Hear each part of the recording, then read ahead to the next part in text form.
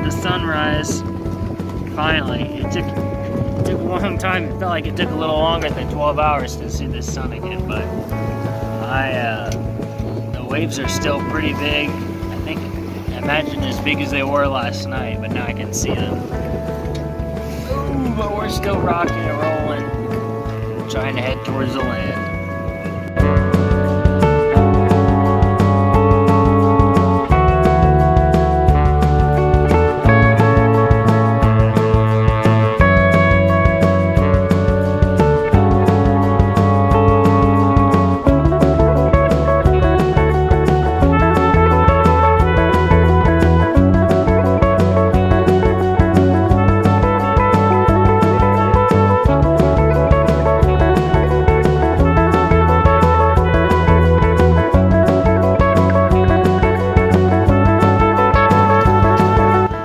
Myself sleeping on the floor because it is the lowest point in the boat.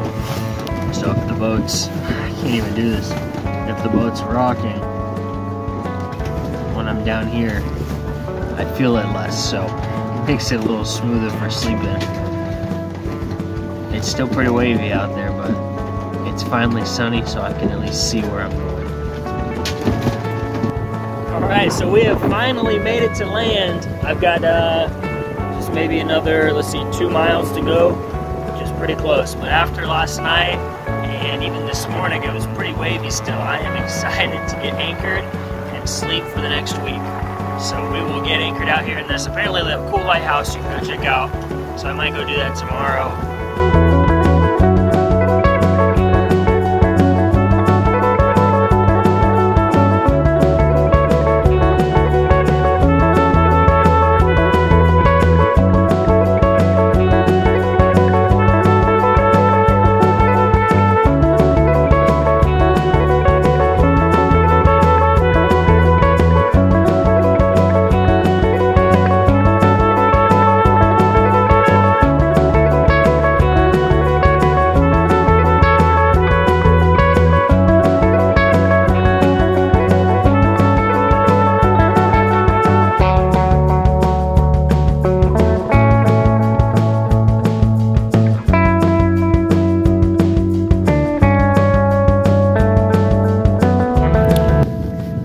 So I have been anchored here for 3 days now, not making much progress, and it's been good winds too, but I've been pretty lazy, and after that little jump across, I was ready to sit still for a while, but I explored the island, cleaned up the boat, did some projects, so we are going to head on south again today though.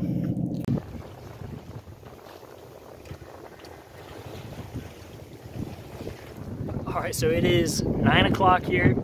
Just got to where I'm going to anchor for the night. I've already dropped the anchor, but I ended up, we're going to have 20 knots of wind tonight, so it's going to be a pretty windy one. And I've actually anchored on the Gulf side of the island, and the technical anchorage is on the bay side, but the wind's coming directly from land.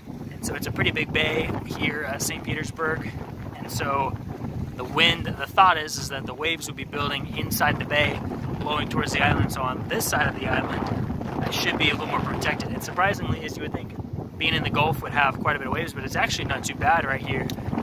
So we'll see, but we've got only, I think, 2 feet below the keel, and we're just about at low tide, so we'll be kind of cutting it close there, but other than that, we should be good to go.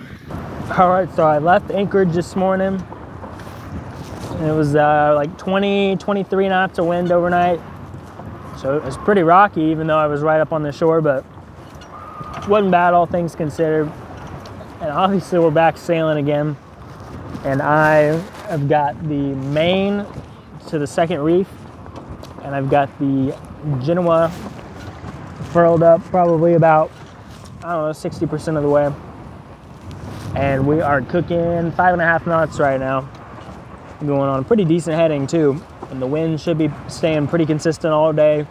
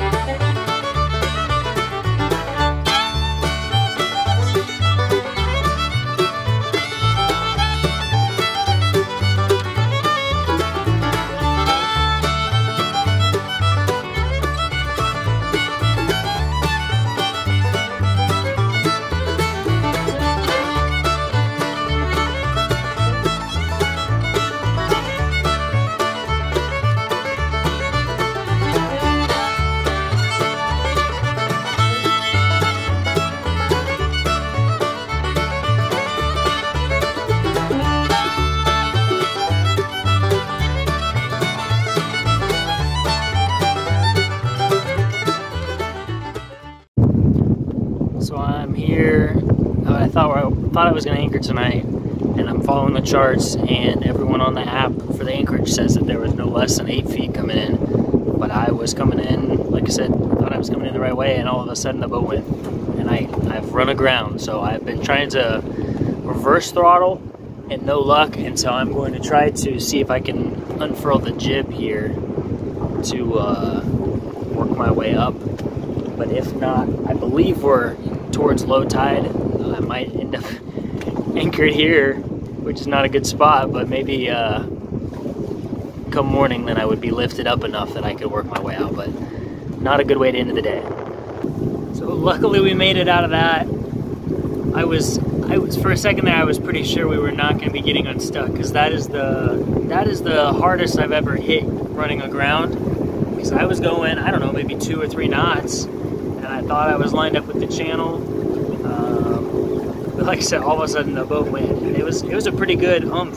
I think it was all soft down there, so hopefully it didn't damage anything, but I was able to, the way the wind was blowing me into the mud, so I was able to put in reverse, my prop wall kind of turned the boat a little bit, and then I opened up my jib and tightened it real down, and luckily the jib wants to follow the wind, it kind of pulled me the rest of the way out of the mud. So I'm back, but now I got to try to find a separate way to get to this anchorage, because I don't want to try that again and get stuck and really push my luck. So I think there's a long way around to get to it.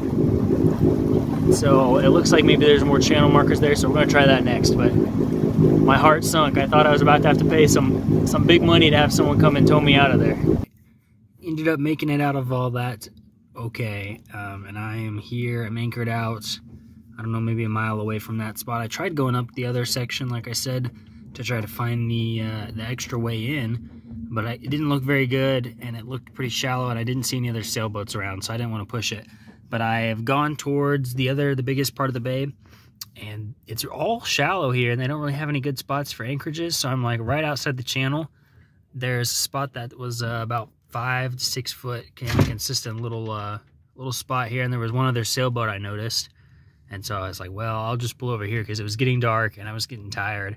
But this is where I'm anchored out for the night, and so hopefully all goes well though. But I gotta say, that's running aground got me scared there for a bit.